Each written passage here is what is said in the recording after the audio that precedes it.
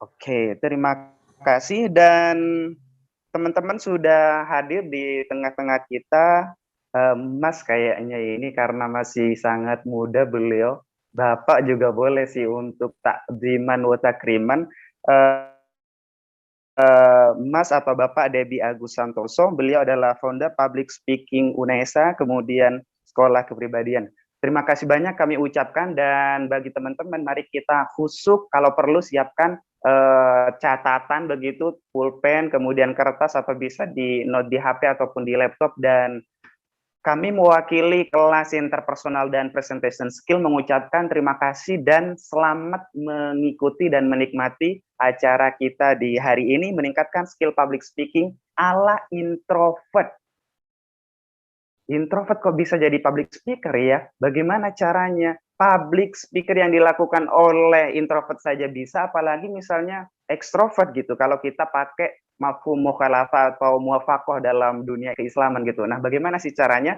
Dan saya sangat yakin teman-teman akan mendapatkan banyak pencerahan. Kita akan dapat banyak pencerahan dari narasumber yang kita undang hari ini. Terima kasih banyak dan mohon maaf. Terima kasih. Wassalamualaikum warahmatullahi wabarakatuh. Waalaikumsalam Ya. warahmatullahi wabarakatuh. Luar biasa sekali. Terima kasih kami ucapkan kepada Bapak Anwari Nurul Huda yang telah memberikan sambutan. Nah, untuk teman-teman di sini pasti sudah tahu kan tema webinar ini apa. Tadi sudah beberapa kali disebutkan oleh Bapak Anwari Nurul Huda dan juga Mas Naufal. Tema dari webinar ini adalah meningkatkan skill public speaking ala introvert. Teman-teman sudah nggak asing kan sama kata-kata introvert. Apa sih introvert itu dan gimana sih ciri-cirinya? Nah, itu semua nanti akan dijelaskan dari yang nantinya akan dijelaskan oleh pemateri kita pada hari ini, yaitu Coach Debbie. Kenapa sih Kak kok milih tema ini, nggak yang lain aja? Nah, kita sebagai panitia juga memiliki latar belakang. Kenapa kita memilih tema ini dan bukannya yang lain? Karena introvert kan dikenal sebagai orang yang diam, pemalu gitu kan ya. Tapi sebenarnya kita, para introvert itu bisa lebih dari itu. Kita bisa mengembangkan skill public speaking atau berbicara di depan banyak orang dengan cara kita sendiri. Keren kan? Makanya ikuti terus webinarnya sampai akhir. Resapi ilmu yang didapat dan terapkan pada kehidupan kalian. Sebelum kita masuk ke dalam webinar, akan lebih baik kalau saya perkenalkan terlebih dahulu moderator kita pada sore hari ini yang akan memimpin jalannya webinar dan diskusi atau tanya jawab nanti. Dan moderator kita adalah Sabrina Ica Nurni, mahasiswi aktif bimbingan dan konseling Islam Universitas Islam Negeri Sunan Ampel, Surabaya. Sekarang sedang menjalani semester 6. Beliau tinggal di Lamongan, Jawa Timur. Beliau sendiri memiliki prestasi, yaitu finalis Lomba Pidato Bahasa Jepang yang diselenggarakan di Universitas Negeri Surabaya pada tahun 2017. Organisasi yang sekarang tengah dijalani adalah Himpunan Mahasiswa Bimbingan dan Konseling Islam di Departemen Kajian dan Aksi dan juga aktif pada organisasi PMII Rayon Dakwah dan Komunikasi. Luar biasa sekali. Nah, saya mau menyapa dulu Kak Ica nih. Halo Kak Ica, apakah sudah tersambung? Halo Kak Ica.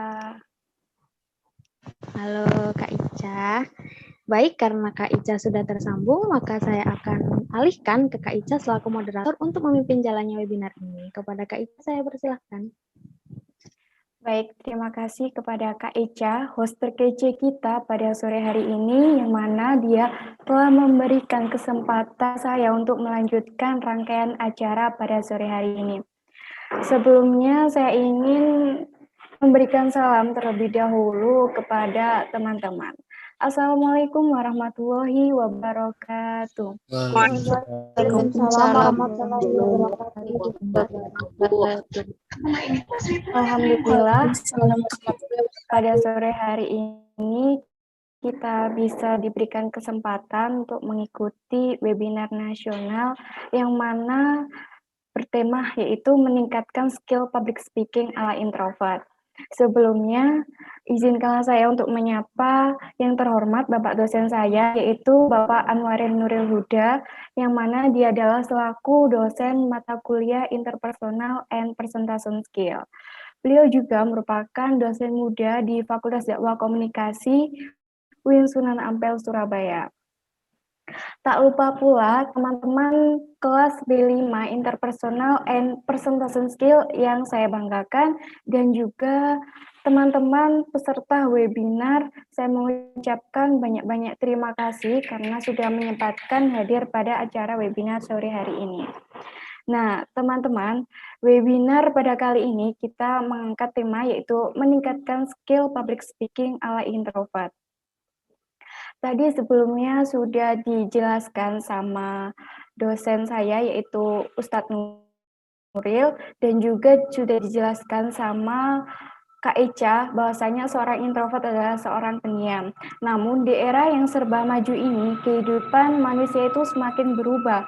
Apalagi jika kita tidak pandai-pandai dalam berbicara, maka kita akan mengalami sebuah kekalahan.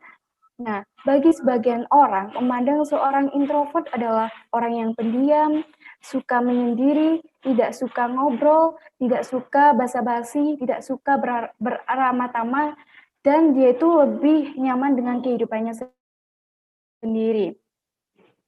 Sebelum ngomong, dia itu juga suka mikir-mikir terkait apa yang akan diomongkan. Nah, dari beberapa ciri-ciri introvert, apakah bisa ya seorang introvert itu bisa menjadi seorang public speaker? Pastilah, pasti bisa, karena perlu kita ketahui juga bahwasanya banyak sekali ilmuwan barat yang mana beliau juga seorang introvert. Contohnya ada Bill Gates, ada lagi Albert Einstein. Nah, itu juga adalah seorang introvert. Dia juga adalah seorang ilmuwan yang sukses. Mungkin saya bisa membacakan terlebih dahulu CV dari pemateri kita. Nah, yaitu ada Coach Debbie Agus Santoso. Halo Coach Debbie. Selamat sore. Halo. Terdengar nggak? Iya, terdengar. Oke.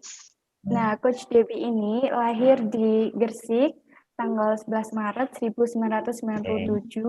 Alamatnya di Metatu, Menjeng, Gresik. Mungkin ada yang teman-teman rumahnya di Gresik bisa berkunjung atau bermain di rumahnya Kak Debbie. Instagramnya ada Debbie Agus. Nomor WA-nya 085 791 957 366. Pekerjaannya yaitu trainer public speaking dan fasilitator forum anak. Pendidikan formal yang telah diikuti oleh Coach Debbie yaitu MI Rodotul Ulum Gresik, yang kedua ada MTSN Gresik, yang ketiga SMA Barul Ulum Gresik, dan yang terakhir yaitu ada Teknologi Pendidikan di Universitas Negeri Surabaya. Sedangkan pendidikan non formal yaitu yang pertama ada Certified Public Speaker, Certified Trainer, Certified Hypnotist, Certified Master Hypnotist, Certified Hypnotherapy, Certified Coaching, Certified Neo-NLP, Certified Clinical Hypnotherapy, dan yang terakhir yaitu ada LKMMTD, LKMMTN, PP, LKMMTD, dan pelatihan legislatif. Sedangkan organisasi yang diikuti yaitu ada Komunitas Anak Gresik, Komunitas Anak Anti Trafficking 2013, Ketua Forum Anak Jawa Timur 2014 sampai 2016, BEM FIP Unisa 2015, Ketua Bidang PSDM UKKI 2016, Ketua Departemen Infokom HMJ KTP 2016, Ketua Departemen Pembinaan UKKI 2017, DPM FIP 2017, Ikatan Mahasiswa Gresik, dan yang terakhir ada Koperasi Mahasiswa Unesa. Pengalaman yang diikuti oleh Coach Debbie yang pertama yaitu ada Delegasi Provinsi Jawa Timur di Forum Anak Nasional 2013 yang bertepatan di Daerah Istimewa Yogyakarta. Yang kedua ada Delegasi Provinsi Jawa Timur di Forum Anak Nasional 2014 yang bertepat di DKI Jakarta. Yang ketiga ada delegasi Provinsi Jawa Timur di Konsultasi Nasional Anak 2014 di Bogor.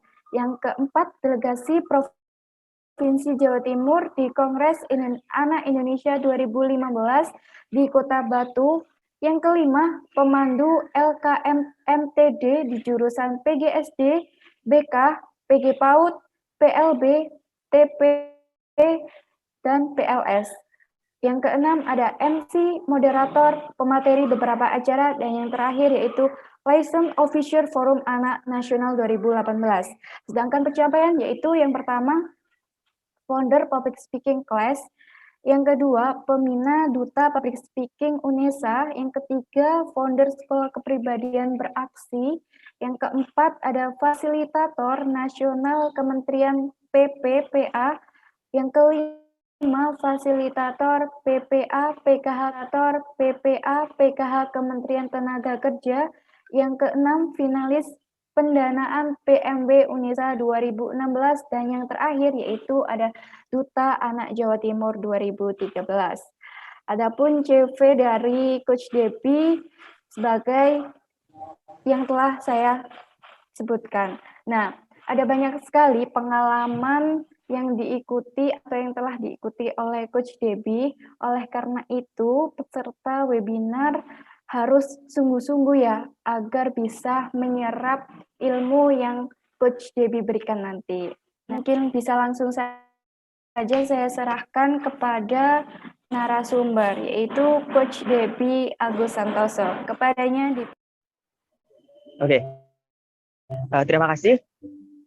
Gimana suara saya bisa terdengar, teman-teman? Bisa, Bisa. Kak. Oke, terima kasih sebelumnya. Selamat sore. Assalamualaikum warahmatullahi wabarakatuh. Waalaikumsalam Warahmatullahi wabarakatuh. Saya hormati Bapak Anwari dan juga panitia serta peserta webinar Public Speaking Introvert pada sore hari ini. Senang sekali saya bisa bergabung dalam acara yang sudah ditunggu-tunggu oleh teman-teman, terutama yang memiliki kepribadian introvert. Nah, lantas bagi mereka yang ekstrovert gimana? Nah, tenang, nanti akan tetap mendapatkan apa yang teman-teman harapkan. Karena di sini kita akan fokus pada dua hal, yaitu yang pertama mengenai public speaking, yang kedua tentang introvert. Bagaimana sih introvert maupun nanti ekstrovert belajar mengenai public speaking. Bukan hanya sekedar belajar, tetapi gimana sih apa yang kita pelajari itu masuk gitu loh. Karena dari kita banyak sekali yang belajar ini itu, tapi pada akhirnya lupa apa yang dipelajari.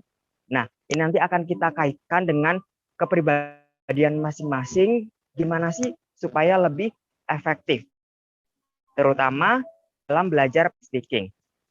Nah, yang akan kita pelajari di slide kedua, ada 6 hal. Yang pertama mengenai pengertian public speaking, yang kedua manfaat public speaking, dilanjutkan dengan unsur-unsur apa saja yang mempengaruhi atau yang membuat public speaking kita berhasil, dan struktur public speaking supaya saat kita berbicara di depan umum, apa yang kita omongkan, apa yang kita ucapkan itu bisa tertata. Nah, yang kelima ada mengatasi rasa gugup.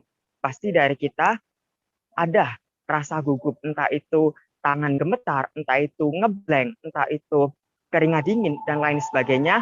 Nanti akan kita bahas di mengatasi rasa gugup.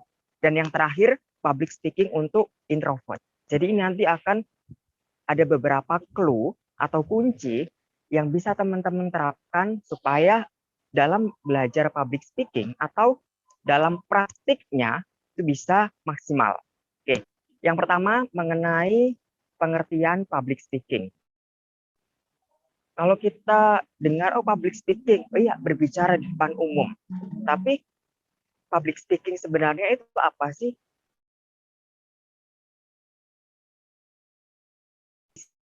Ini bisa kan?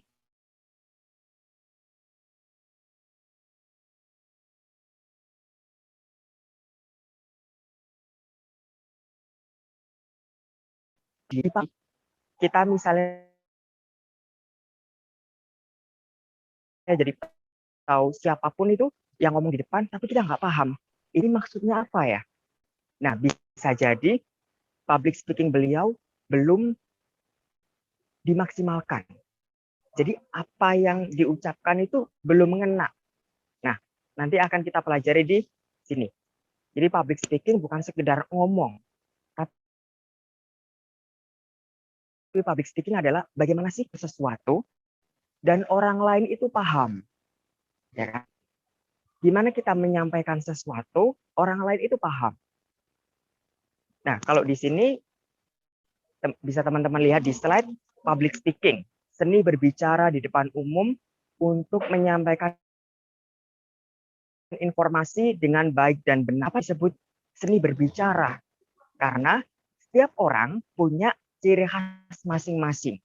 Misalnya, saya kalau ngomong ya seperti ini, atau kalau tokoh-tokoh terkenal, misalnya Najwa Shihab, atau Choky Sitohang, atau siapa nih, Ustadz siapa gitu, itu punya ciri khas masing-masing. Yang mana kalau mereka ngomong, kita tidak melihat wajahnya sekalipun, kita tahu, oh ini suaranya orang ini suaranya orang itu. Jadi seni berbicara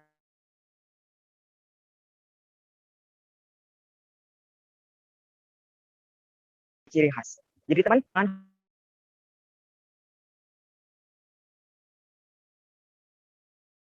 khawatir, jangan pintar. Nah, itu namanya ciri khas di depan umum.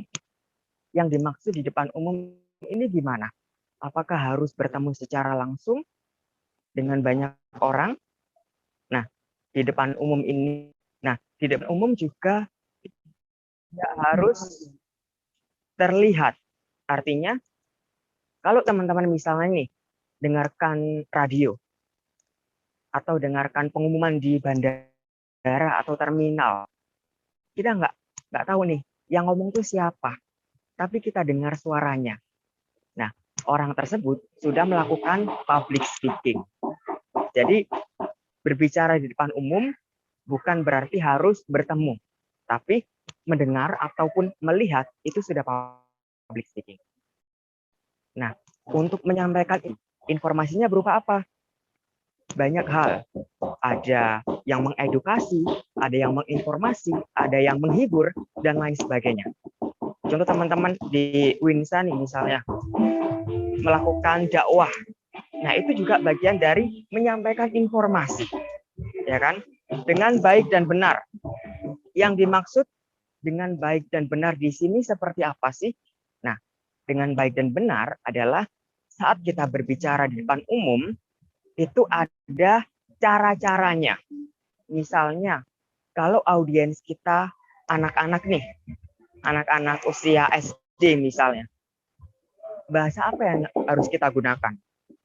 Atau sebaliknya, kalau audiensnya ini orang-orang tua, bapak ibu yang sudah sepuh misalnya, bahasa yang kita gunakan bagaimana nih? Nah, ini yang dimaksud dengan baik dan benar. Artinya, dalam public speaking itu ada aturan-aturan tertentu. Termasuk misalnya bahasa tubuh. Saat kita ngomong di depan, mata kita tuh harus kemana sih? Atau ekspresi kita tuh harus bagaimana? Atau tangan kita ini harus ditaruh di mana? Nah, itu diatur dalam public speaking. Jadi pengertian public speaking bisa dikatakan seni berbicara di depan umum untuk menyampaikan informasi dengan baik dan benar. Nah, selanjutnya, manfaat apa saja sih yang bisa kita dapatkan saat kita punya skill public speaking yang baik atau punya skill public speaking yang sudah kita latih? Yang pertama, pastinya bisa meningkatkan rasa percaya diri kita. Contohnya, ketika di kelas misalnya, terus diminta untuk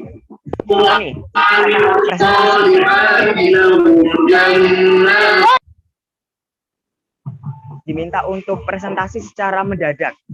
Nah, kalau mereka yang sudah percaya diri, sudah punya skill public speaking yang baik, ya pasti akan bersedia untuk maju ke depan.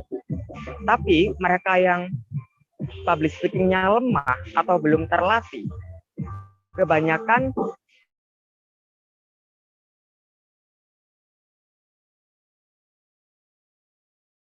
minder. Jangan.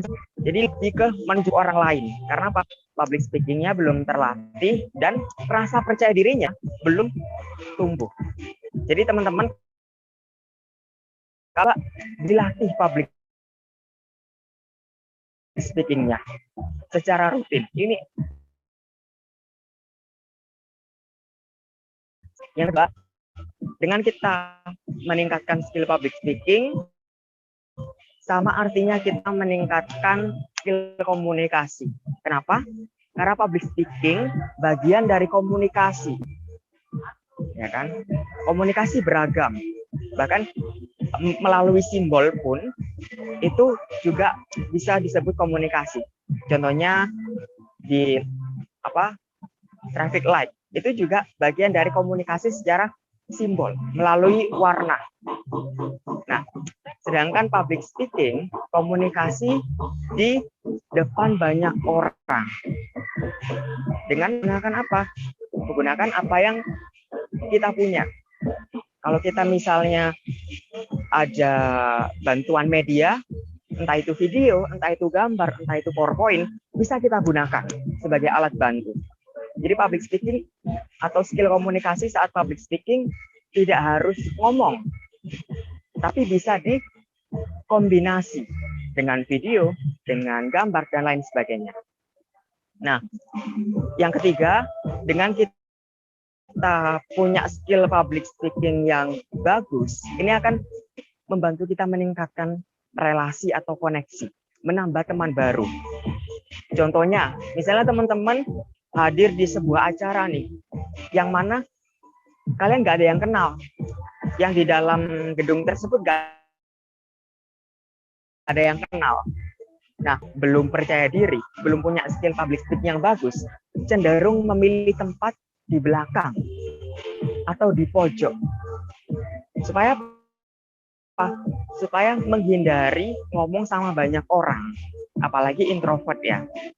Nah, dengan kita punya skill public speaking, kita akan mengajukan diri atau berani untuk mengajak orang lain berkenalan terlebih dahulu.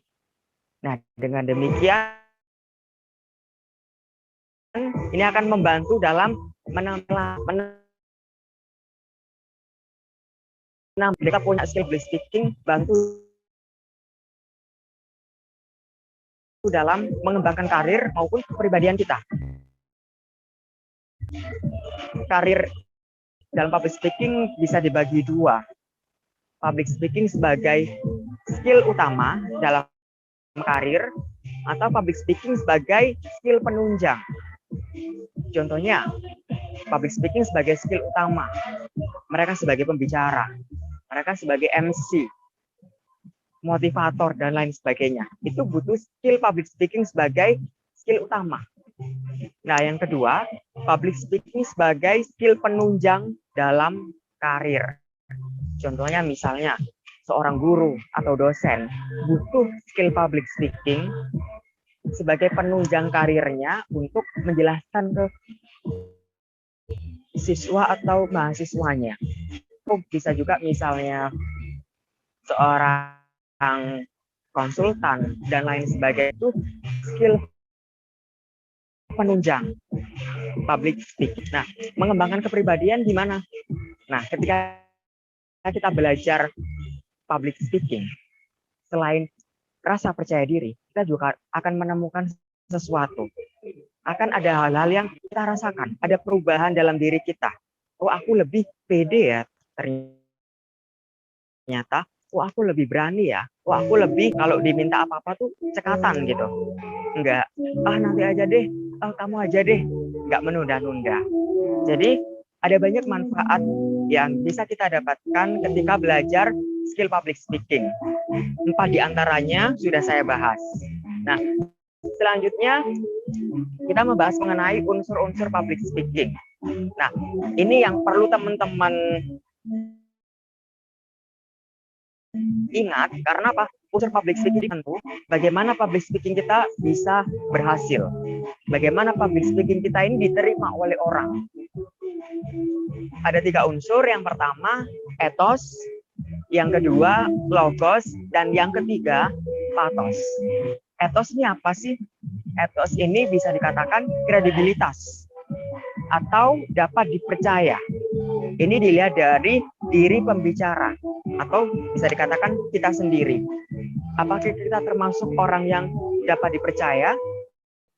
Apakah kita termasuk orang yang kredibel?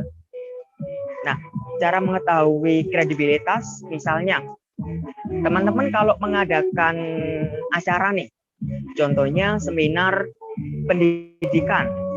Nah, kira-kira yang cocok ngundang siapa? Ada Menteri Pendidikan, ada Kepala Dinas Pendidikan, atau ada tokoh-tokoh publik yang berkaitan dengan pendidikan, misalnya Najwa Shihab, atau mungkin ruang guru, atau praktisi pendidikan. Nah, sebaliknya, kalau seminar pendidikan, tapi ngundang orang yang nggak kredibel, contohnya siapa nih? Siapa ya? Oh ya, katakanlah seminar nasional pendidikan ngundang stand up comedy Tretan Muslim ya, sekarang yang terkenal. Nah, apakah cocok? Apakah kredibel? Kurang kredibel. Karena apa? Itu bukan bidang beliau. Jadi mengukur etos atau kredibilitas bisa kita lihat dari latar belakang mereka. Seperti itu. Nah, yang kedua, logos. Logos ini logika, data, dan fakta. Artinya, kalau kita menyajikan atau kalau kita berbicara di depan umum, pastikan ada data atau fakta yang kita berikan, bukan hoax. Karena apa? Kalau nanti kita, misalnya di kelas presentasi makalah nih, kita mengambil sumbernya ngawur, nanti yang rugi siapa? Kita sendiri. Nanti bisa saja dipermalukan di depan kelas, ya kan? Maka dari itu, saat entah itu presentasi, entah itu pidato, entah itu mengisi materi misalnya, pastikan kita menyajikan data, fakta, atau yang bisa diterima dengan logika.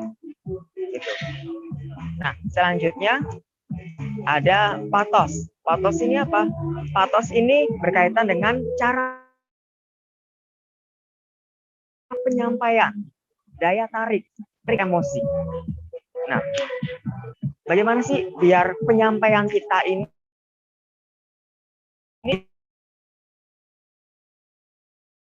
bisa dipadukan dalam berbagai hal. Bisa dari bagaimana kita itu aksentuasi, artikulasi. Aksentuasi misalnya, yaitu penekanan pada kata yang dianggap penting. Kata yang dianggap penting. Nah, ini termasuk aksentuasi. Jadi biar nggak monoton, kita perlu memberikan itu. Kami ucapkan selamat datang dalam acara Seminar Nasional Public Speaking dengan tema. Nah, itu kan diberikan penekanan. Jadi cara penyampaian biar tidak monoton bisa diberikan intonasi, aksentuasi, atau artikulasi yang menarik. Yang kedua, cara penyampaiannya bisa kita berikan media. Entah itu PowerPoint, entah itu gambar, entah itu video. Supaya apa? Orang itu bisa menikmati banyak hal. Dalam arti, ada orang yang mendengarkan hanya beberapa menit, dia sudah hilang fokus. Ya kan? Maka dari itu, perlu kita berikan variasi. Bukan hanya ngomong, tapi kita sajikan sesuatu. Di antaranya video, atau games, atau gambar, atau bahkan lagu pun itu bisa jadi media untuk membuat penyampaian kita lebih menarik. Terus apa lagi? Nah, selanjutnya bisa dengan bahasa tubuh. Jadi biar kita menyampaikannya nggak monoton, kita menyampaikannya misalnya kalau acara offline ya, kita jangan hanya duduk di meja aja. Tapi kalau bisa kita menghampiri peserta. Atau setidaknya berhenti di satu titik.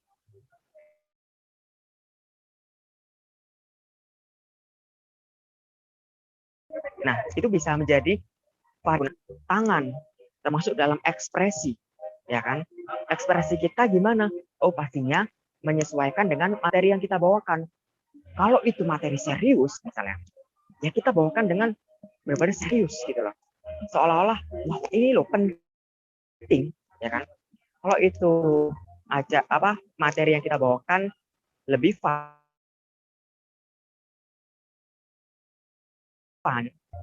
Jadi unsur-unsur public speaking ada 3, ethos, logos, pathos. Jadi teman-teman, kenapa sih kok public speaking kita nggak diterima oleh orang? Kita baru ngomong 5 menit, kok bosan banget ya dia ngomong ya, misalnya. Ada juga yang dia sudah ngomong berjam-jam, tapi orang tetap antusias dalam menyimak. Bahkan, loh, kok nggak terasa ya? Sudah selesai ya? Jadi, unsur-unsur public speaking bisa membantu dalam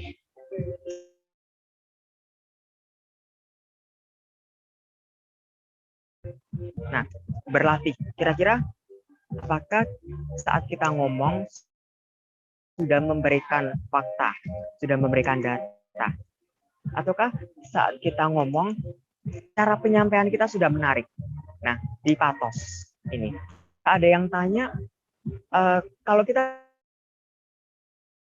kita kasih humor, biar tidak krik-krik, tidak perlu.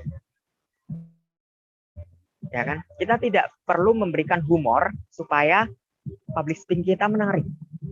Tapi kita perlu memperhatikan ethos atau cara penyampaian biar nggak monoton. Gitu ya. Nah, selanjutnya ada struktur dalam public speaking. Kadang asal ngomong, kemudian setelah duduk, loh iya, aku tadi kan belum menyampaikan tentang A, B, waduh, kelupaan. Nah, biar kita tidak kejadian seperti itu, maka perlu adanya struktur public speaking.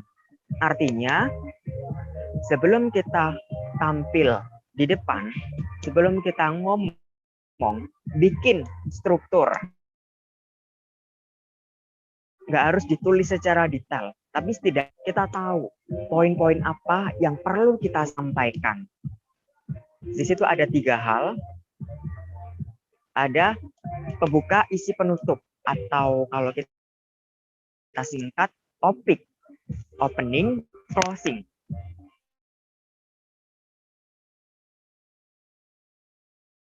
Maka ada penghormatan, syukur kepada Tuhan. Di bagian isi ada bagian-bagian submit. Hari ini kita akan membahas pertama, pengertian public speaking, 2, manfaat public speaking, ketiga, unsur-unsur public speaking. Nah, itu disebut submateri. Jadi biar lebih memudahkan, saya ini sudah membahas sampai bagian mana sih? Jadi kita bagi dalam sub-materi. Teman-teman ketika presentasi juga demikian. Presentasi mengenai apa nih? Oh ya, mengenai kepribadian. Kepribadian apa? MBTI misalnya.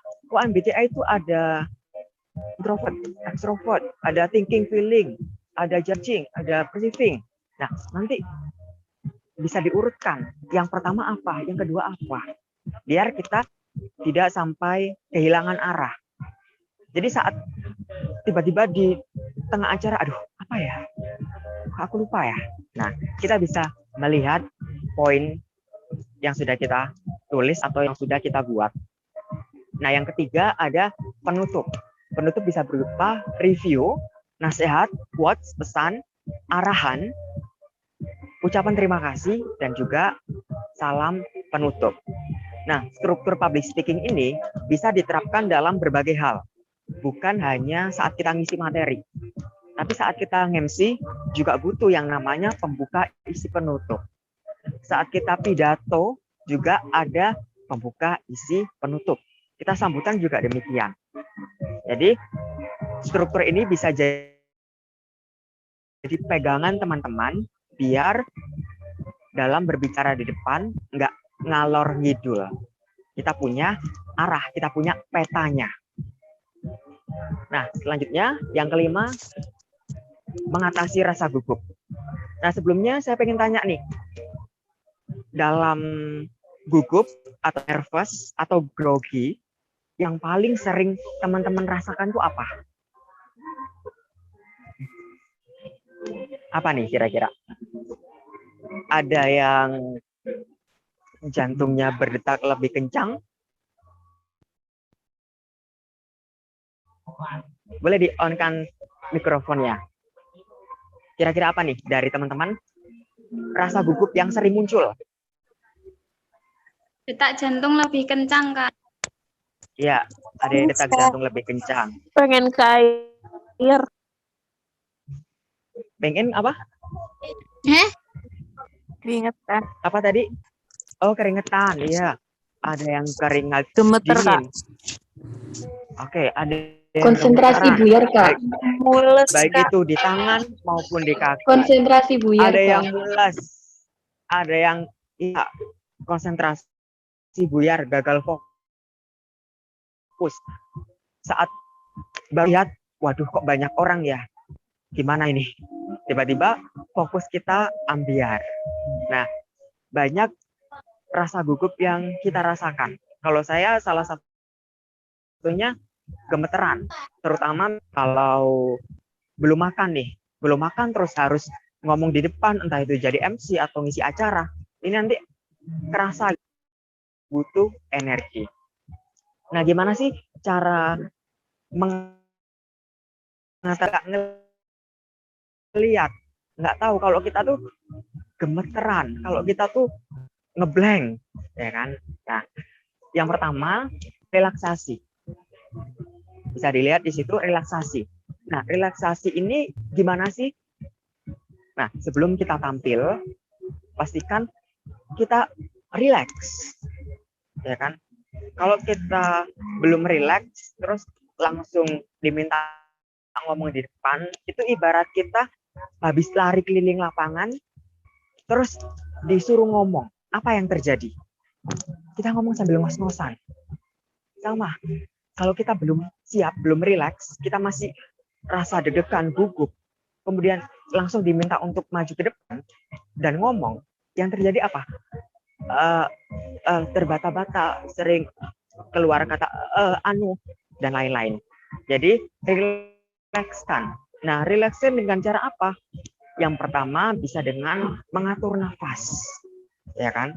Terutama yang tadi jantungnya berdetak lebih cepat. Kita tarik nafas secara perlahan.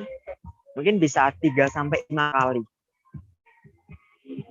Biar kita bisa lebih rileks dan detak jantung kembali normal. Nah, yang kedua, relaksasi dengan cara apa? Bisa dengan kita minum air putih. Iya, sebelum tampil kita bisa minum air putih secukupnya. Nah, kalau bisa hindari minuman bersoda atau kopi-kopian. Karena apa? Contohnya kopi ya. Kopi itu kan mengandung kafein.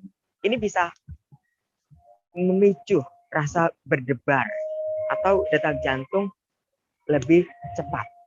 Maka saat mau public speaking, jangan mengkonsumsi itu dulu. Cukup air putih. Terus yang ketiga, relaksasi dengan cara apa? Oke, kita bisa ke toilet. Misalnya nih, kayaknya ada waktu 10-15 menit nih sebelum kita tampil. Kalau mencukupi, kita bisa ke toilet. Ya kan? Kadang memang kita nggak ngerasa itu ya, maksudnya nggak ada yang dibuang, tapi rasanya tuh kayak mau ke belakang gitu. Nggak apa-apa, ke belakang aja. Kita bisa mencuci tangan misalnya, biar tidak keringetan. Nah, ini membantu relaksasi juga. Nah, yang keempat, kalau saya biasanya relaksasi dengan menonaktifkan handphone atau di mode pesawat. Kenapa? Karena saat kita mau berbicara di depan, itu banyak pikiran-pikiran yang masuk. Takut inilah, takut itulah. Nah, kalau ditambah dengan informasi dari luar, contohnya tiba-tiba ada yang ngirim pesan ke kita, bahwasanya keluarga kita ada yang kecelakaan misalnya. Itu kan malah bikin pecah banget fokusnya. Maka saya biasanya mode pesawat handphone. Jadi sebelum tampil 5-10 menit sebelumnya saya nonaktifkan atau mode pesawat supaya tidak ada pesan masuk atau supaya tidak bawaannya itu nggak pengen buka sosmed. Karena kalau sudah tergoda buka sosmed, konsentrasi kita kacau. Jadi fokus, rilekskan diri dengan apa yang ingin kita ucapkan. Kalau kita mau presentasi, ya sudah, fokus pada presentasi itu. Masalah yang ada di kos atau yang ada di rumah, itu dipikir nanti. Masalah, utangku banyak, atau, aduh, pacarku tadi gini, atau, kakakku tadi gini, misalnya. Itu dipikir nanti aja. Sekarang fokus pada public speaking kita, presentasi kita misalnya. Itu bisa membantu relaksasi secara alami. Itu ya, yang pertama adalah mengatasi rasa gugup. Karena kalau kita sudah rileks, gugup itu sudah ditekan gitu, sudah diminimalisir. Nah, yang kedua, jangan tatap mata. Terutama kalau ini acara offline ya, bertemu secara langsung dalam satu ruangan, dalam satu kelas misalnya, dilihat oleh orang, baik itu yang kita kenal maupun yang nggak kita kenal, kadang itu bikin, aduh, kok tiba-tiba kadang ada yang pengen ketawa, tiba-tiba ada yang mikir aneh-aneh. Maka jangan tatap matanya secara langsung. Kita bisa natap di daerah ini ya, kening ya, atau bagian atas kepala, rambut, atau mungkin jilbabnya. Itu. Kalau misalnya kita sudah terbiasa menatap mata, ya sudah nggak apa-apa. Tapi kalau belum terbiasa, jangan dipaksakan, ya kan? Karena nanti akan menambah demam panggung, akan tambah gugup. Itu ya. Nah, selanjutnya mengatasi rasa gugup, jangan berpikir sambil ngomong. Artinya, kalau kita mau ngomong, pikirkan dulu 1 kalimat, 2 kalimat, baru kita ngomong. Kenapa? Jangan berpikir sambil ngomong, karena kita nggak tahu. Kalau tiba-tiba nanti kita kelupaan nih misalnya, aduh, aku ngomong apa ya? Atau pikiran kita tiba-tiba ngeblank. Nah, itu kan juga berpengaruh. Makanya jangan berpikir sambil ngomong, tapi pikirkan dulu kita mau ngomong apa. Kalau mau kenalan, ya sudah, kenalannya gimana? Oke, nama saya siapa? Asalnya dari mana? Saya di sini mengikuti pelatihan karena apa misalnya. Pikirkan dulu 1 kalimat atau bahkan 1 paragraf. Kemudian ucapkan. Itu ya. Nah, yang keempat, perbanyak latihan. Kenapa harus perbanyak latihan? Karena public speaking adalah sebuah skill, sebuah keterampilan. Maka kalau kita mau terampil, ya harus sering-sering dilatih. Minimal dalam 1 hari, teman-teman bisa latihan ngomong. Sekarang kan HP sudah pada canggih ya. Sudah bisa record video pakai kamera depan. Silakan dimanfaatkan. Nggak harus latihan sampai 1 jam, 2 jam. Tidak harus. Kalau teman-teman nggak sanggup, cukup 5-10 menit. Ya kan? Latihan sambil direkam. Nanti bisa dilihat juga, diputar ulang. oh kira-kira aku kalau ngomong tuh, oh terlalu banyak, oh terlalu melihat ke arah kanan misalnya, atau kemana gitu. Itu bisa jadi perbaikan buat diri kita sendiri. Jadi setelah pelatihan di webinar ini, teman-teman jangan berhenti gitu aja. Mulai di planning. Paling tidak, oke, dalam 1 minggu ke depan, coba deh aku konsisten latihan. Ada peningkatan nggak? Ya kan? Pasti ada hal yang membuat kita, oh iya ya, ternyata aku tuh masih kurang ini, perlu diperbaiki ini, dan lain sebagainya. Itu ya. Nah, selanjutnya itu tadi mengenai public speaking. Selanjutnya kita membahas mengenai introvert nih. Gimana sih biar apa yang kita pelajari berkaitan dengan public speaking ini bisa masuk ke kita yang berkepribadian introvert, yang katanya pendiam, yang katanya sulit berbaur, yang katanya susah buat ngomong di depan umum.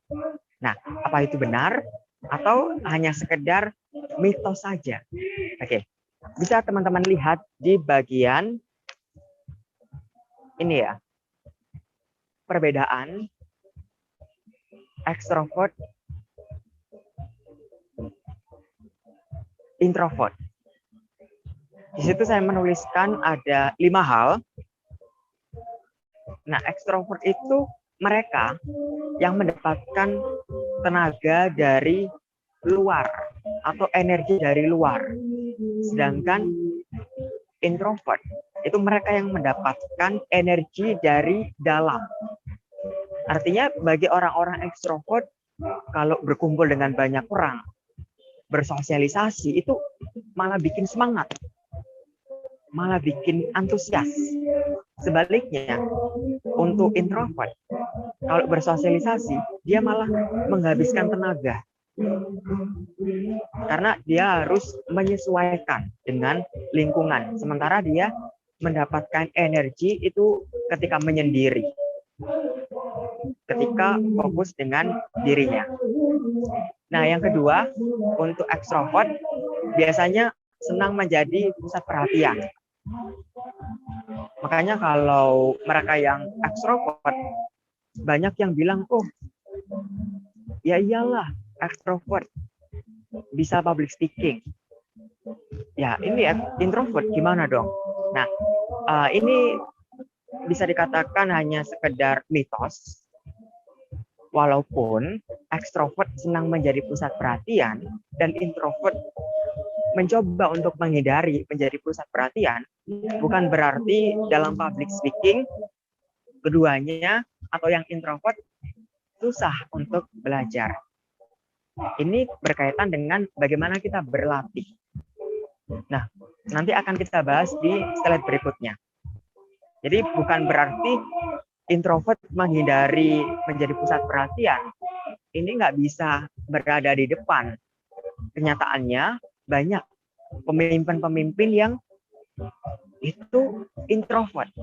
Contohnya seperti mantan Presiden Amerika, Barack Obama, itu introvert. Tapi saat public speaking, itu benar-benar memukau. Nah, selanjutnya yang keempat,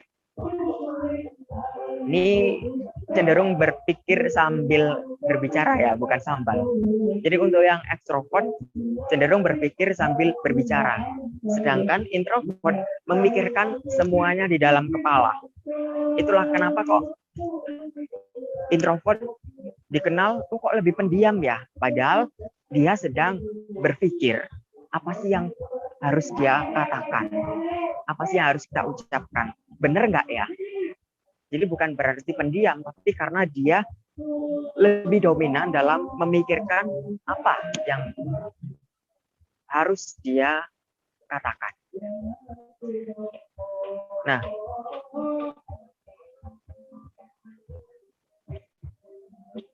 untuk yang nomor 5 ini, ekstrovert lebih mudah dibaca dan dikenal, berbagi informasi pribadi dengan bebas. Dalam arti, orang ekstrovert ini kalau gaul atau kalau bersosialisasi itu cenderung loss, ya sesuka dia gitu loh. Tapi kalau introvert ini cenderung memilih, memastikan kira-kira yang dia ajak ngomong ini tepat enggak. Jangan-jangan kalau aku cerita, terus ternyata dia bocorkan ke orang lain. Nah, inilah alasan kenapa introvert terkesan lebih tertutup. Karena apa? Dia benar-benar mempertimbangkan dengan matang sebelum mengucapkan. Oke, kita lihat di slide kekuatan seseorang dengan pribadi introvert. Ada 5 hal di situ.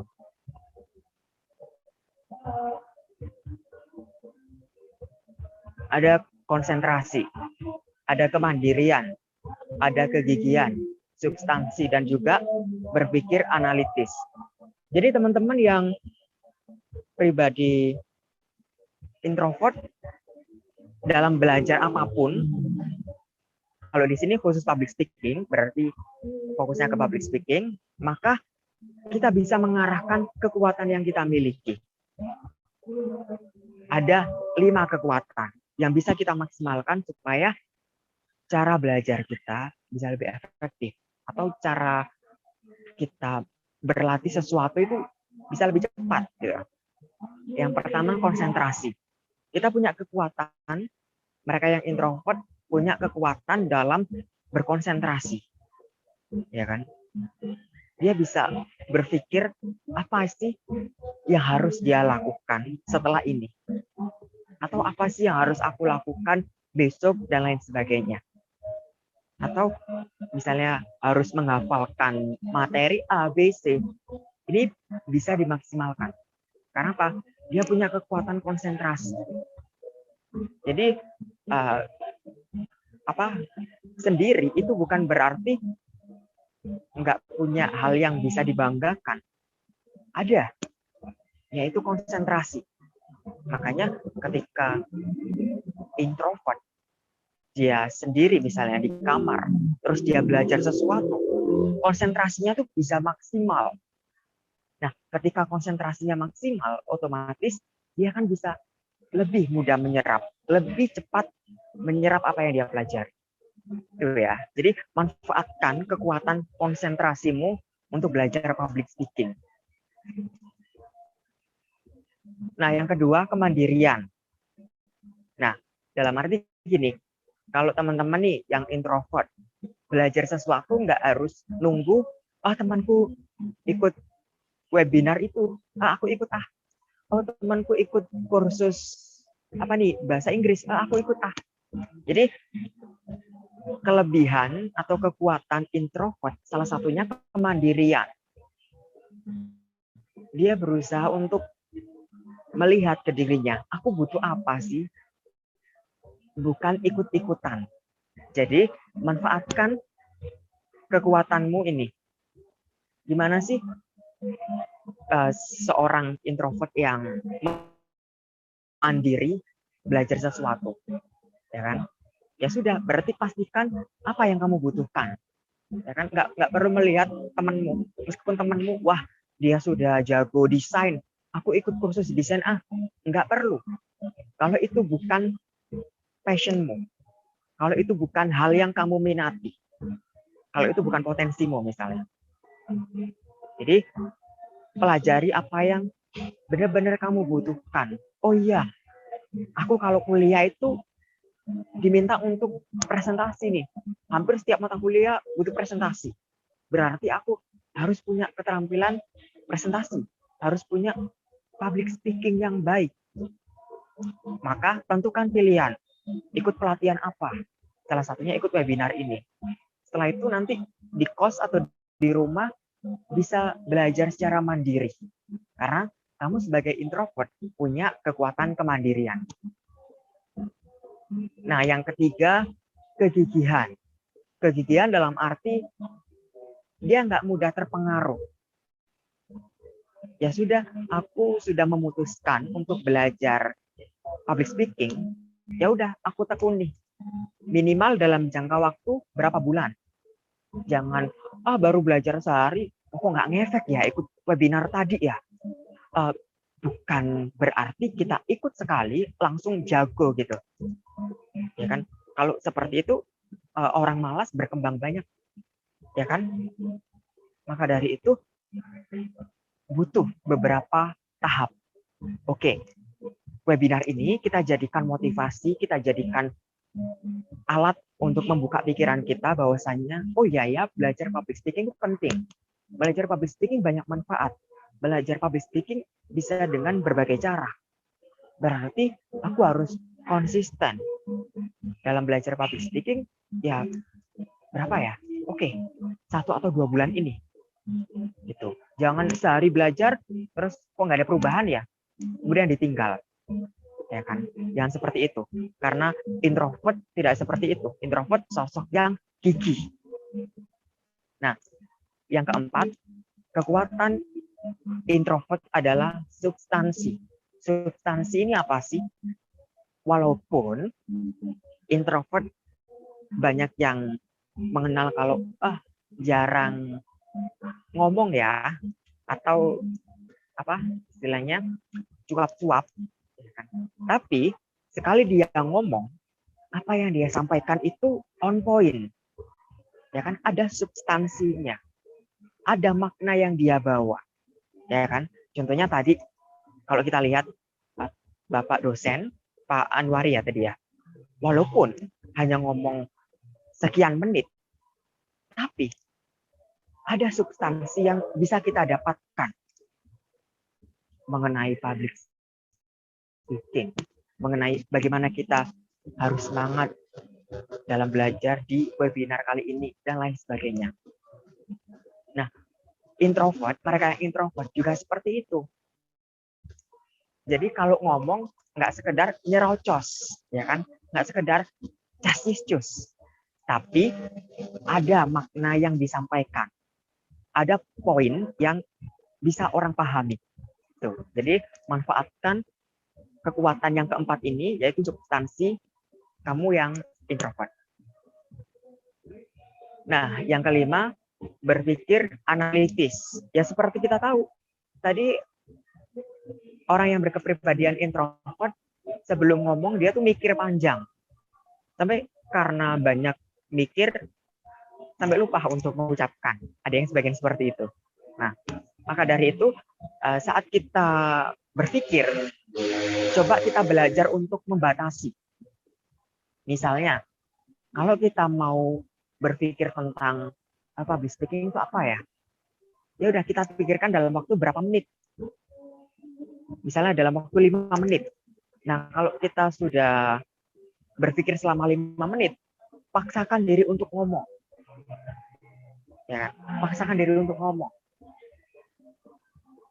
Sama ketika teman-teman misalnya nih di kelas ada kelompok lain yang presentasi. Oke, kita sambil mendengar presentasi, oh ada nih hal-hal yang pengen kita tanyakan. Kita mikir, tanya nggak ya, tanya nggak ya. Nah, biasanya kan dalam sesi tanya jawab itu ada batas waktu. Maka nggak usah lama-lama. Kalau menurut kita, oke, pertanyaan kita sudah utuh, sudah jadi satu kalimat, langsung aja tanyakan. Nggak usah mikir, aduh gimana ya nanti kalau aku tanya ini, terus jawabannya nggak memuaskan. Aduh gimana ya kalau tanya ini, terus nanti jawabannya lama, gimana ya? Aduh, nggak usah mikir itu. Jadi pikirkan sesuatu ya sesuai dengan porsinya. Setelah itu berani untuk mengucapkan. Itu ya. Jadi di poin yang kelima, kekuatan introvert adalah dia mampu berpikir analitis. Dia bisa mencari tahu, ini kenapa sih? Kok bisa gitu ya? Nah, jangan hanya dipikirkan. Setelah kita mikir, oke, coba untuk latih dengan mengucapkan. Gitu. Contohnya kayak misalnya, sekarang nih, selama penjelasan saya tadi, pasti ada dari teman-teman yang merasa, oh iya ya, aku pengen tanya ini tanya itu Jangan dipendam. Jangan hanya sebatas dipikirkan, tapi berani untuk tanyakan. Minimal ini tadi bisa teman-teman ketik di kolom chatting. Itu ya. Jadi bagi teman-teman introvert, memang banyak orang yang beranggapan salah tentang kepribadian introvert. Kepribadian yang tertutup lah, pendiam lah. Padahal introvert tidak seburuk itu. Bahkan banyak, saya juga memberikan mentoring kepribadian ke beberapa orang. Sebagian masih ngerasa gimana ya supaya kepribadianku bisa berubah dari yang introvert jadi ekstrovert. Nggak usah, kita nggak perlu mengubah kepribadian karena ya sudah, itu sudah karunia. Yang jelas ketika kita sudah diberikan itu, kita mau bawa kemana, ya kan? Sama kayak teman-teman nih, aduh mungkin teman-teman ada yang merasa, aduh aku kok kuliah di jurusan ini ya, padahal dulu pengen masuk jurusan itu. Nggak usah disesali. Bisa jadi jurusanmu sekarang ini akan membawamu ke hal yang perkiraan, ya kan? Sama. Ketika teman-teman ngerasa, aduh kok kayak gini ya, introvert kok nggak sebaik extrovert ya. Coba cari tahu lebih dalam mengenai introvert, supaya tahu, oh ternyata kita dilahirkan introvert, berarti jadi sosok yang luar biasa. Begitu juga ketika kita menjadi sosok ekstrovert, kelebihan atau kekuatan yang kita miliki. Mungkin itu yang bisa saya sampaikan. Nanti sesi tanya jawab ya, saya kembalikan ke moderator.